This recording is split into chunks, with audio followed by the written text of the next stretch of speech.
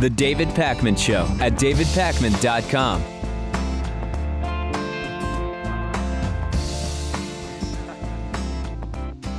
There's a disturbingly significant portion of our population that thinks the Earth is 6,000 years old, that life is 6,000 years old, that humans and dinosaurs shared the planet for part of that time. Among people sort of more connected to reality, it's held that modern humans have been around for about 250,000 years. Earlier Homo species have been around for about 2.5 million years. The Earth was formed about 4.54 billion years ago, and a universe that is about 13 billion years old is the sort of context for all of those timelines. But when exactly did the earliest forms of life appear on Earth? CLA chemists have found evidence that life likely existed on Earth at least 4.1 billion years ago. This is 300 million years earlier than previous research had suggested. The discovery indicates that life may have started on our planet very shortly after the planet itself formed, 4.54 billion years ago. This is being published in the journal Proceedings of the National Academy of Sciences. Mark Harrison, who's one of the co-authors, said 20 years ago this would have been heretical. Finding evidence of life 3.8 billion years ago was shocking. Life on Earth may have started instantaneously, almost instantaneously. With the right ingredients, life seems to form very quickly. Very interesting part of the findings, Lewis. Quote, the research suggests that life in the universe could be abundant. That is one of the interesting findings, saying that on Earth, simple life appears to have formed quickly, but it likely took millions of years for very simple life to evolve the ability to photosynthesize. Since I was a kid, Lewis, I would become sort of dumbfounded. Like my mind doesn't know how to think about what was there before the universe, right? And I know we've discussed on the show that the reason for that confusion may be a sort of fundamental misunderstanding of what the start of the universe even means. What we think of as the creation of the universe may not really be at all a mirror of how it actually happened. Our entire concept of creation may be wrong, right? Before the Earth, there was just space stuff in the universe. And before that, what was there? Just like an empty black space? Because that would still be something. What was there before the empty black space? And this is where many people go to a religious explanation. Well, God created it all. But I don't think that solves the problem, Lewis, because who created God? Where did God exist, right? What was there before that? It's always been just sort of an amazing thought experiment to me since I was a kid. It still is, right? I think that the God thing is just, God is and always was and always will be, and that's that. It's a very easy answer. It's easy for people to wrap their brains around. But it's not really, right? Because the same people who say that before there had to have been a start to what we have here are willing to accept that God always existed, which eliminates the reality that things have a start. I never went to God as a kid when I would think of this, but I do wonder, so was it just like white? Because white is also something, you know? Is nothing something? I don't know, Dave. It's an interesting question, and some people will say that it's just pointless to think about because it's not something we will ever be able to answer completely. And so we should focus on other things. But it's still interesting to think about. Yeah, and that's the sort of self-defeatist attitude that to me is quite off-putting. Maybe the concept of time is something we misunderstand, and that's where we get mixed up thinking about it. We think of time in a certain way, and if we actually understood time for what it was, we could sort of better hypothesize about creation. Time is something that, there are a lot of interesting theories about that, and that is quite possibly something that we have here just as a tool that we need to utilize to live our lives. But yes, maybe completely different. We've talked about solar power for a really long time on the show, and one of the limitations of solar power has been the efficiency of the solar panels. In other words, you have imagine a 1 square foot, 12 inches by 12 inches solar panel, and it receives sunlight.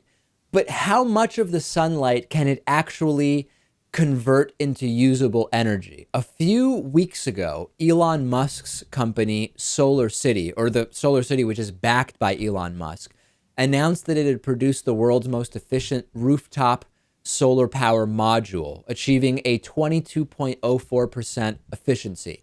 Now, Panasonic Eco Solutions, I guess it would be, broke the record by getting up to 22.5% efficiency on a solar module.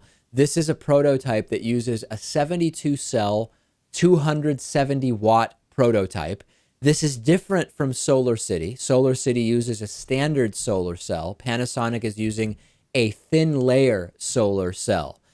Looking back at the efficiency of solar panels, in 1990, efficiency ranged from about 7% to 28 or so percent for the super expensive panels. In 2000, efficiency for the same types of panels had increased to 12 to 30%, and we also saw a bunch of new types of panels. And now in 2015, we have even more types of solar panels, and the range of efficiency goes from 4% for some of the new technologies all the way up to 45%. Now, 45% seems huge, Lewis. It is prohibitively expensive. These are the types of panels used, considered for outer space applications, but prohibitively expensive for rooftop solar. So there may not be that much more room to grow with the types of panels that are being used on homes right now, but many new types of panels are in development. Huge progress has been made on this by Israeli scientists. And what's the key takeaway with solar? I guess that the efficiency issue is going to keep being mitigated as we have more and more efficient types of solar panels going forward. Yeah, it's going to take new discoveries, new materials, different ways of producing and thinking about solar panels. But we're going to get there. I mean, eventually we will have solar panels that are 80% effective or higher, right? You think so? I don't know. I've not heard that claim made definitively. Of course, it's got to happen, right? We keep progressing. Like in every other realm of technology, Dave, things keep getting better and more advanced. Well, there's an anti-solar talking point from the pro-oil group, which says that the problem isn't the efficiency of the solar panels. It's that the U.S. doesn't have enough sunlight to really use solar power. We debunked that so long ago. Alaska has as much sun as Germany, which is moving very quickly towards solar power. And that's with the solar panels we already have, never mind the ones we'll have in a few years. And that's Alaska, not even the contiguous 48 states. That, to me, is the lamest anti-solar talking point from the pro-oil side. It's despicable is what it is. And it doesn't, even if that were true, Dave, we would still be able to get energy from the sun. So I think it's completely lame. So great news about solar power. What's going on with wind power? We'll have another report on that coming up soon, maybe next week. Let's take a break. I'm on Twitter @dpacman. Lewis is on Twitter @LewisMotomedy. The entire show is on Twitter @DavidPacmanShow. Send us thoughts about the show there. The David Pakman Show @DavidPakman.com.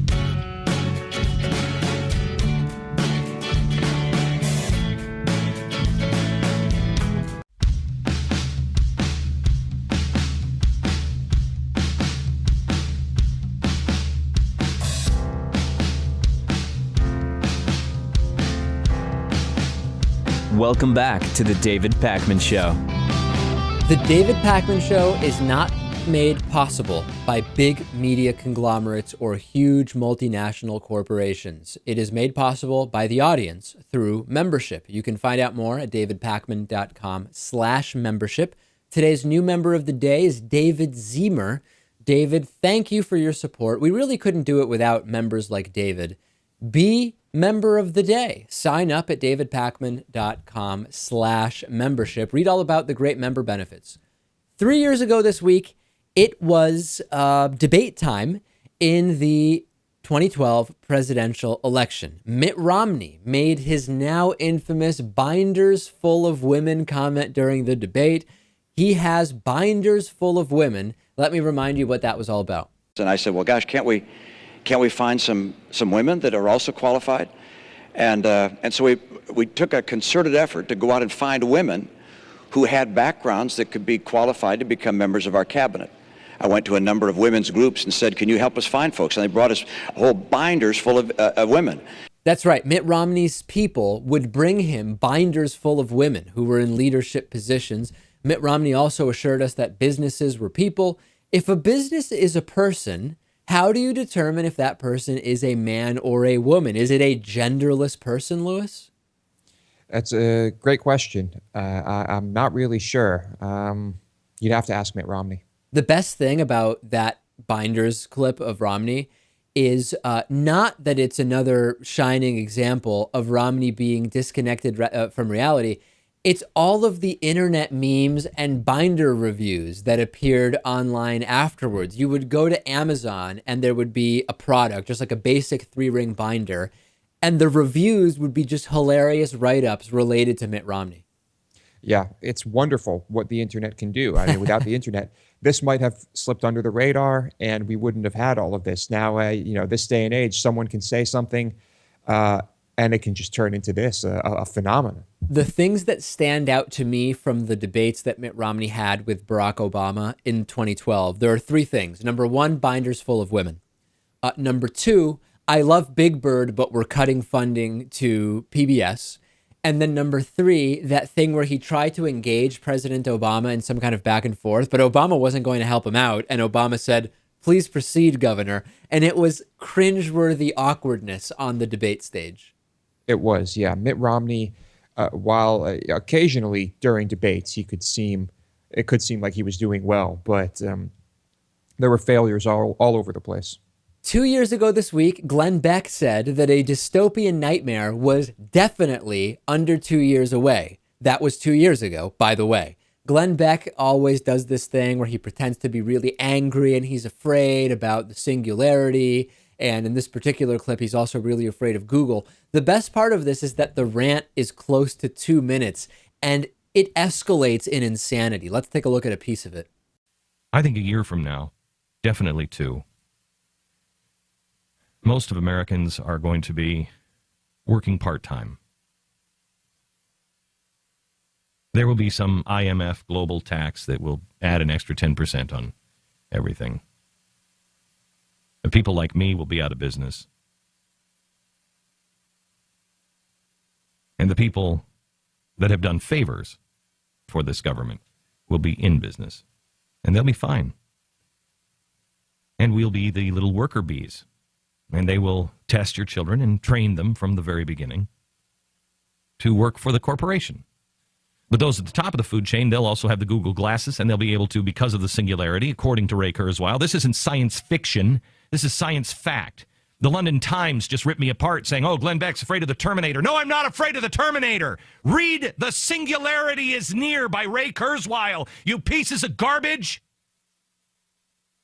You people in the press, open your damn eyes. See the future that is just on the horizon. Read Ray Kurzweil. The Singularity is Near. It's not a movie. It's real. And they're telling me right now, don't worry, Glenn.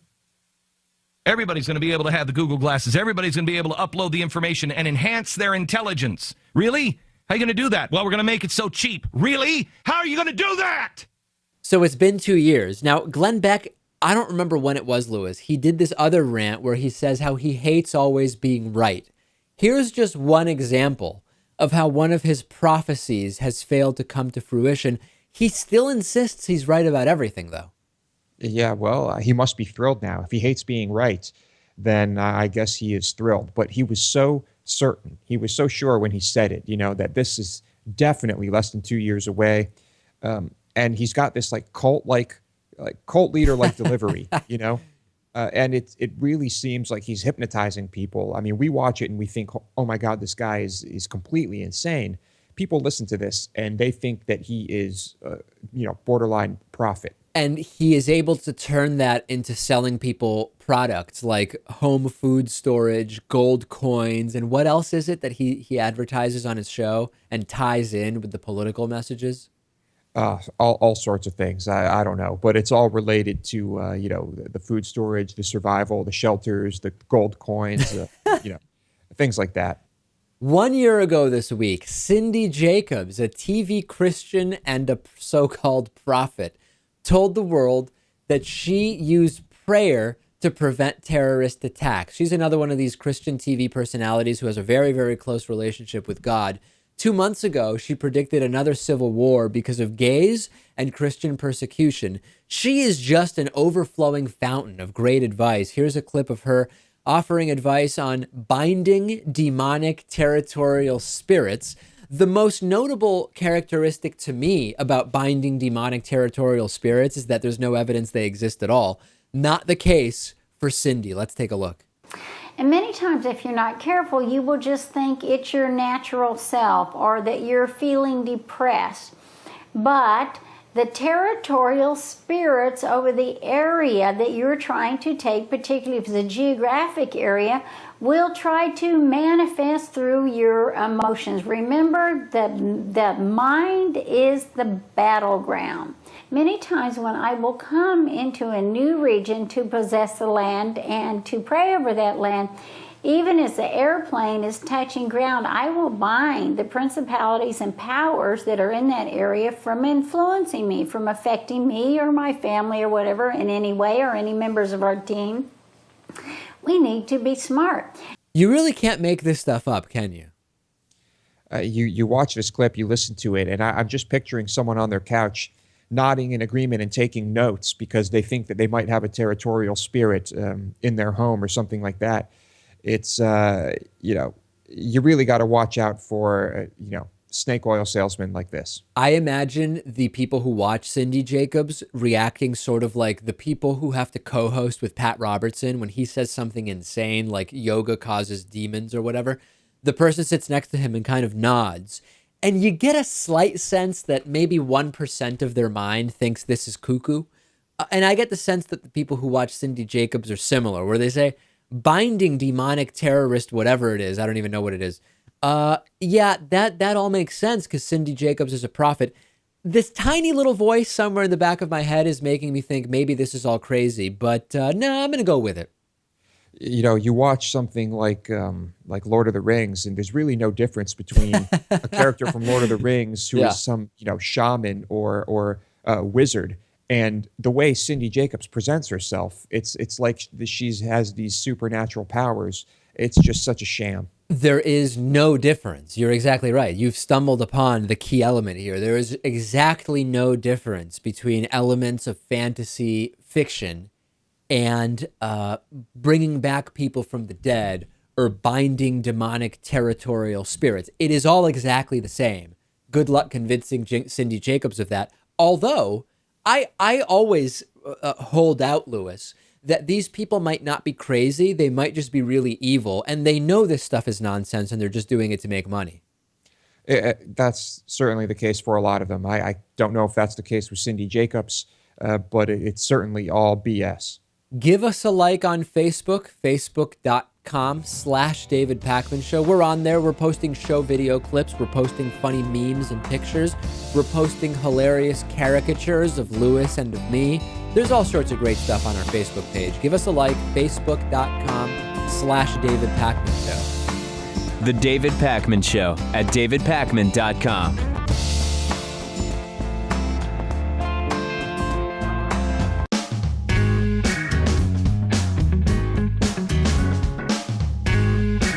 Welcome back to the David Pakman Show.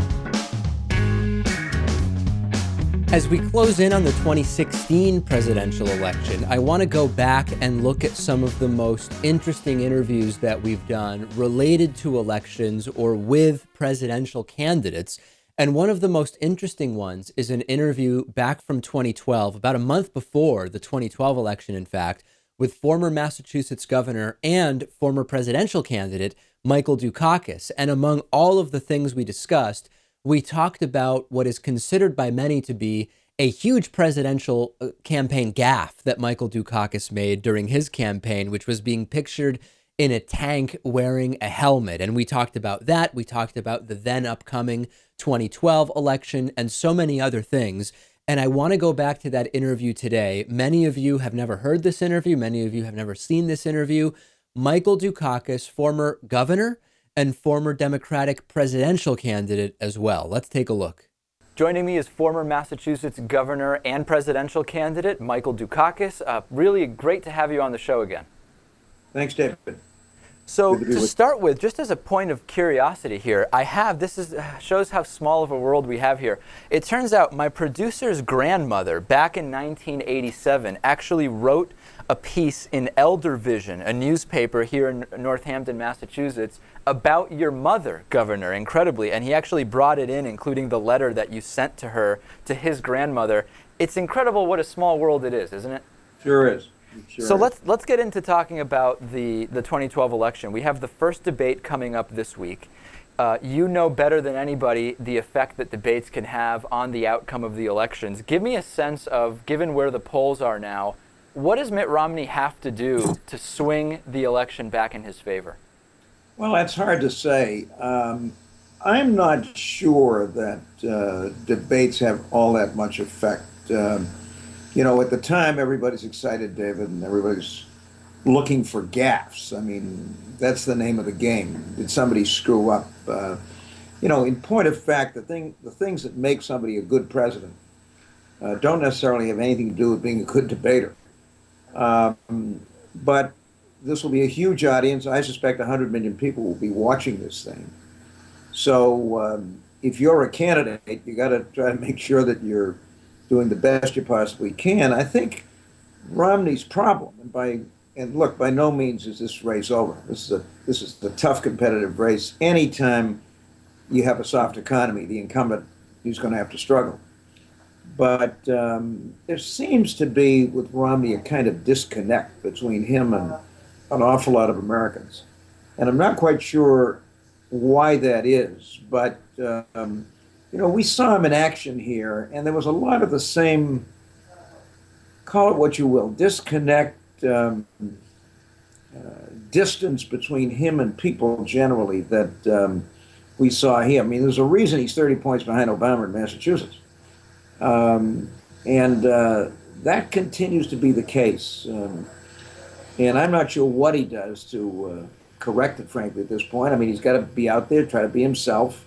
And I suppose try to make as wide an appeal to people and correct this impression if he can. On the other hand, the president is a skilled debater, and he's, I think, been a pretty effective campaigner over the course of the past 2 or 3 months. So he's no slouch, and he's not an easy guy to get the best of in a debate. Yeah, I mean, we've been talking over time about how the Republicans have said, well, you're going to get to know the real Mitt Romney at the Republican National Convention. We saw that didn't go well. Now we're hearing the debates are really where you're going to see the real Mitt Romney, but it's only a month before the election. I mean, looking back and comparing to when you ran, you were by some considered kind of a technocrat, I would say, and there was question about whether you were fully connecting with the public on kind of an emotional level when you ran. So it's very difficult to bridge that gap, particularly in a month. That's right. Are we still on? We're still on. Okay. It's so hard. I mean, this technocrat thing. I used to say to the members of the National Press Corps, look, you don't get elected governor 3 times in Massachusetts because you're a dry technocrat. I mean, it just doesn't happen. But trying to give people a good sense of who you are through the national media is not easy. The guy who does that best, obviously, by a mile or two, is Bill Clinton. The speech that he delivered, for example, or for that matter, his performances during the debates when he was running, were classics. I mean, this is a guy that can speak conversationally to 10 million people. I don't know how he does it, but very few of us have what he has. And so trying to convey who you are, not just in a debate, but over the course of a long campaign, is exceedingly difficult. I don't know that I did it very well. Other candidates have had the same problem. And all you can do is try to do the best you can to be yourself and try to convey that to the folks that are watching. One problem you didn't have in 1988 was that you were yourself when comparing you as the governor of Massachusetts to you as the presidential candidate. Now, with Mitt Romney, we've seen him have to distance himself from probably his biggest accomplishment in Massachusetts, that of now colloquially known as Romney Care, and even sometimes getting away with kind of being critical of liberal Massachusetts. This seems to be a double standard to me. I mean, imagine if President Obama kind of derided the politics of Mississippi, for example. He would be completely lampooned in the media. Or Illinois, for that matter. Or Illinois, for that matter. Why is there this double standard? Well, you'll have to, somebody's got to ask Romney what this is all about. I mean, even in his last year or two as governor, when he was obviously running for the presidency, he'd go out across the country and trash the state, which is one of the reasons why he's so unpopular here. But I don't get it. Running away from Romney Care doesn't make any sense to me. In the end, he kind of walked away from that too, even here in Massachusetts. But it was the one thing he did as governor, which it seems to me he ought to be pretty proud of. And every once in a while, that kind of sneaks out. The other day, he had some very positive things to say about his health care plan, and rightly so. But it was the first time I remember in months that he had done that. And you just wonder a little bit, what's with this guy? I mean, why not get up and say, hey, we created, on a bipartisan basis, the model for the president's plan, and I'm proud of that. Well, he won't do that because he's in a party that for whom the president's health plan is anathema, even though, as I think you know, it was the product of a lot of conservative think tanks who proposed it as an alternative to Clinton's plan. So I'm the last guy in the world to try to explain this Romney ticket. I just, for the life of me, I have an enormous amount of pride, as you know, in this state. I was its governor for 12 years. I loved every minute of it. And for 8 years before that, a legislator. I'm very proud of the kinds of things we've done and how far the state has come from those very dark days in the mid-'70s when they were calling us the New Appalachia. And Romney just doesn't seem to have that. In fact, he's left us in a way. I mean, he's taken up residence in New Hampshire or something. So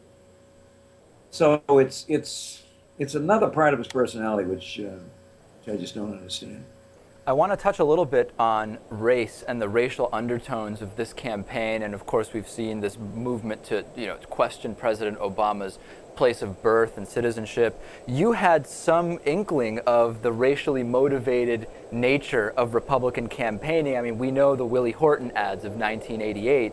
How do you look at this official Republican campaign, but also the unofficial stuff, the birthers and all of this sidebar that's going on to bring down President Obama? It's very, very telling how much racism is now okay that the president is African American. I don't think whatever is going on out there represents official Republican policy, and I don't think the leaders of the Republican Party buy into this. I mean, there are some folks out there, sadly, for whom race is still an issue. On the other hand, I think a lot of Obama's appeal is that he is an African American, that he is the first, that a lot of us are very proud of that. Proud of him, too, because he's an extraordinary guy in many ways, but it cuts both ways. But I think it'd be unfair to say that the Republican Party is playing this game or pushing this message. I don't think they are, and I think it's just, Donald Trump. I mean, the Republican Party, I don't think so. But it's that kind of thing that we're seeing, and unfortunately, you have that around. I mean, we're experiencing the same kind of thing right here in Massachusetts with this Scott Brown Elizabeth Warren campaign. If what's been going on the subject of Native American ancestry isn't racism, I don't know what is.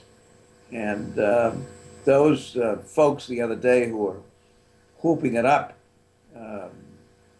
and obviously in a very insulting way to Native Americans, should have been fired on the spot.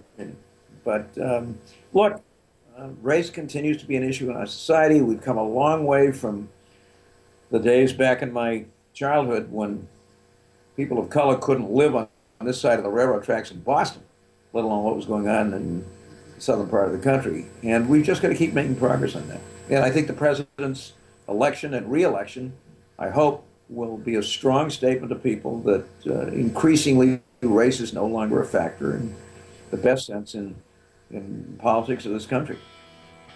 All right, we've been speaking with former Massachusetts Governor Michael Dukakis, also former Democratic presidential candidate. Pleasure as always, sir. Thanks so much for joining us. David, thanks for having me on. The David Pakman Show at davidpakman.com.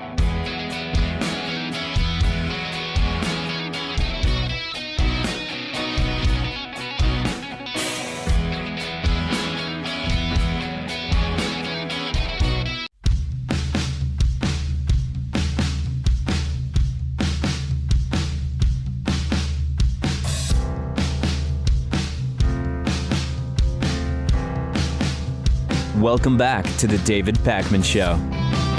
We missed audience questions last week because of the tech disaster during the Las Vegas conference. We successfully broadcast from one of 3 planned days. First question today is from Taylor. Taylor says, should we lower the age of consent from 18? How low should it go? 16? 14? There's no set answer to this question. We've talked before. What can we say specifically about age of consent or minimum ages to do things? We've talked about the drinking age being 21, while the smoking age to buy cigarettes is 18. Does that make sense when there is something called drinking in moderation that is not harmful to health, while there is nothing called smoking in moderation that is not harmful to health and to those around you? So why is it 18 to smoke and 21 to drink? Why is it 21 to drink, but 18 to be charged as an adult and sentenced to death by the criminal justice system in states that have the death penalty?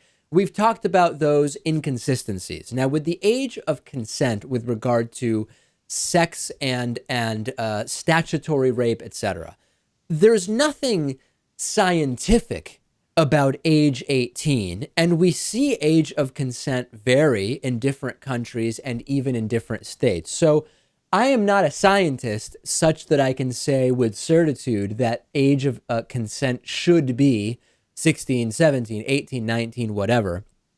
I think that science can go a long way, Lewis, to telling us at what point is someone mature enough to have informed consent with regard to sexual activity, and there would probably be a sort of range of opinion there.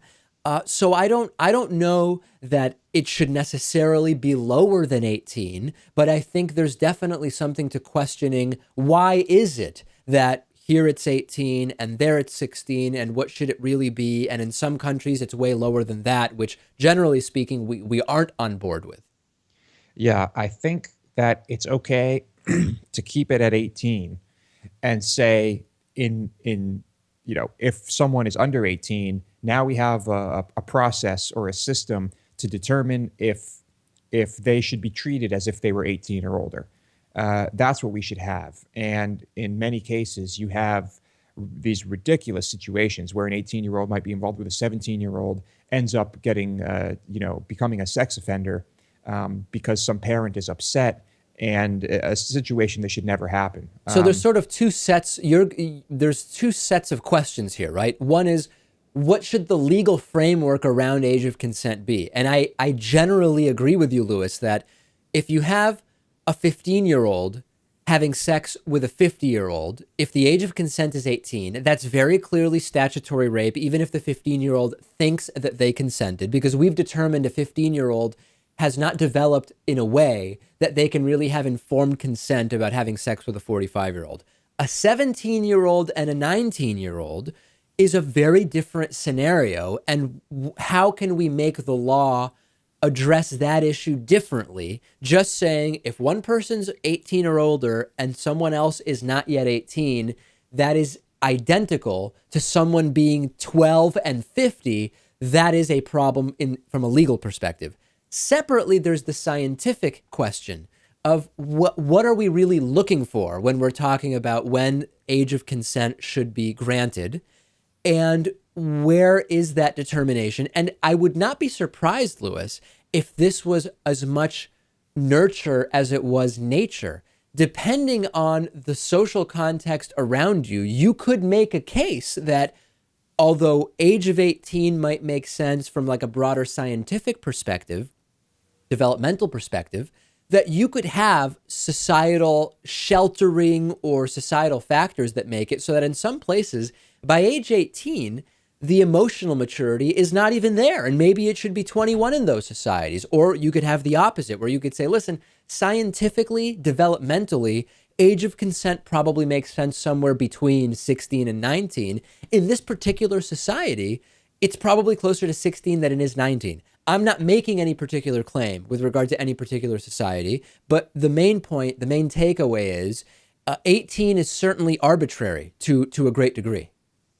Yes, we can't just say we can have that number on paper and it can serve a purpose, but there has to be a way to treat those who are under that number as adults, as if they were that age. So let's come up with a way to do that. Another question I received from Kayla, and we have some really good questions this week. Kayla said, David, you've talked about animal cruelty as well as which animals you do or do not eat based on different factors that are important to you. Is a human life worth more than an animal life? A lot of people would hear that, right? And they would say, no, why is a human life worth more just because we're humans? All lives are worth the same. Now, I wonder, Lewis, as a sort of thought experiment, if you put a newborn human baby next to a newborn alligator and tell someone who argues all lives are worth the same and say which one lives, a lot of those people would not have a difficult choice in saying the human baby gets to live. I'm not saying they advocate the killing of newborn alligators. I'm saying when presented in that way, they would say the baby lives. However, they may feel that while that's my reaction because of something that is bred into me instinctually because I am a human. Just because my instinct is to say the baby lives over the baby alligator, that doesn't mean that it is actually a life worth more. It is merely a scientific side effect of me being a human and recognizing that one of these things is human and the other is not. So how can we answer this question? What's your opinion about it? I think many people look at this the wrong way because of what you just outlined, because it's bred into us, because it's a societal thing, a religious thing, whatever. But a life is a life, right? Something is alive or it isn't. When that baby alligator dies, how does it affect the other alligators around it? When the infant dies, how does that affect those around it? So, and is your argument that the effect is the same or that it's different?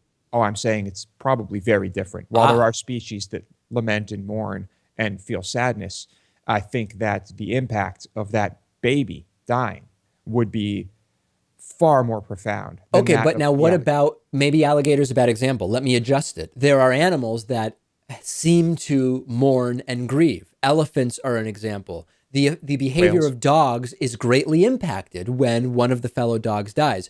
If both humans and the other animal species mourn, grieve, or feel sadness, how then do you evaluate the value of a human life versus an animal life? Great question. Of course, I can't really answer that. To me, I really don't know. Perhaps they're the same. Perhaps it all depends on you as an individual. What if you have your dog, right, and someone else's baby, and you have to decide, who lives and who, what happens in that case, right? Well, that would be a question of which does a particular human value more, but not an answer to the general question of whether we should value, whether human lives are worth more. For many, the answer is very simple. If you are religious of a particular flavor, you believe that only humans have souls, and thus human lives are more valuable. And sometimes that correlates with the belief that animals really are property and are resources for humans and are not the same as human lives. That's a very particular view that comes from religion. I think there's another way to sort of think about it. Not is a human life worth more or less, but rather should humans value other human lives over animal lives? And that is a question that maybe people have an easier time saying yes to, which is, it's not that a human life is worth more, but that we should value human life over animal life. But there are still people, Lewis, who would disagree with that, who would say, no, we really should value any animal life, even an ant, in the same way that we value a human life. You look at most societies, it's clear that animal life is not valued, in many cases, not valued at all, really, right? Look how much meat we consume. I mean, think about how many lives are lost there. I think pretty much across the board, it's clear that the vast majority of people value a human life far more than any animal life. Send me your thoughts on this, no matter which side of the issue you're on, and really tell me what you think is the barometer that should be used to decide how to answer this question. Carmen wrote in. Carmen said, what do you guys think about the NFL moving the kickoff line last year? Do you like or dislike the impact it has on the game? So this is a football question. If you don't care about football, you probably don't care about this. The context is, the kickoff line used to be, I believe, the 35-yard line, Lewis, and it was moved to the 40, or was it the 30 to the 40? I think they used to kick off from the 20. Okay, that I didn't know. In any case, the kickoff line in football has been moved closer to the defending team, to the receiving team's end zone. This has led to predominantly touchbacks, meaning that the ball is kicked so far into or even through and out of the end zone that the receiving team does not have a reasonable opportunity to run the ball back. The ball is downed and they start their offensive possession at the 20-yard line. I have a very strong feeling about this, Lewis. I don't like it. I don't like it because, number one, I like to see the run backs. This is a sort of part of football that has been part of my football experience for a long time. When you make it harder to kick the ball through the end zone for the kicker, you are adding an element of difficulty where it is not as much of a sort of a gimme that, hey, I'll just kick the ball out of the end zone and we have a safe situation we don't have to defend against here.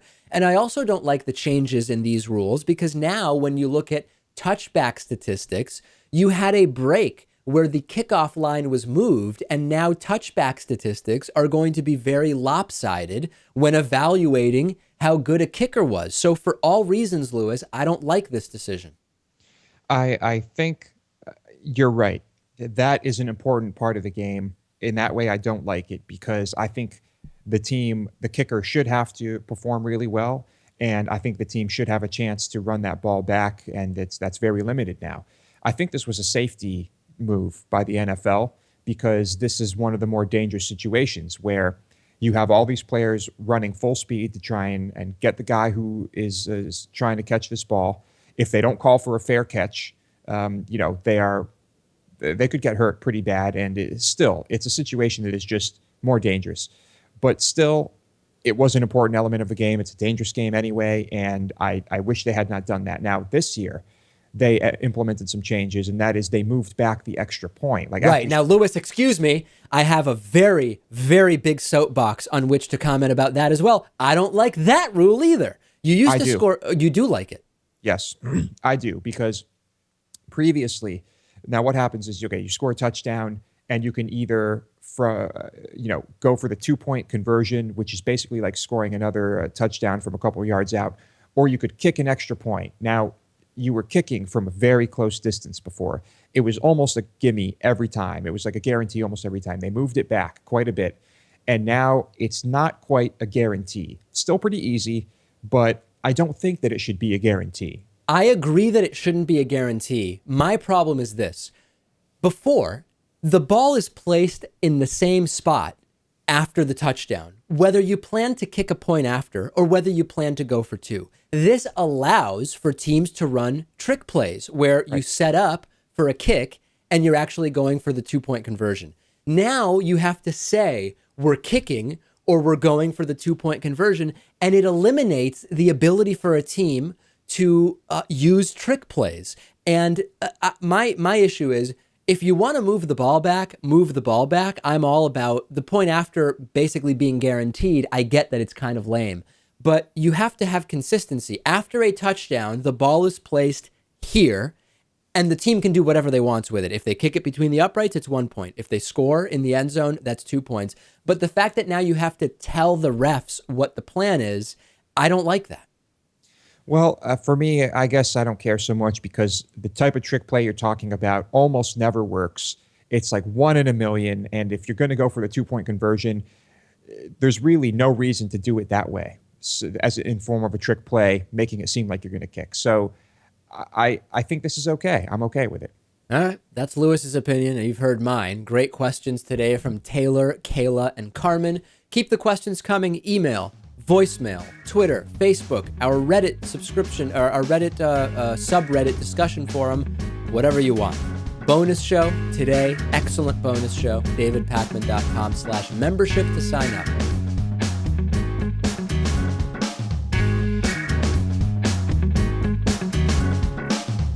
The David Pakman Show at davidpakman.com.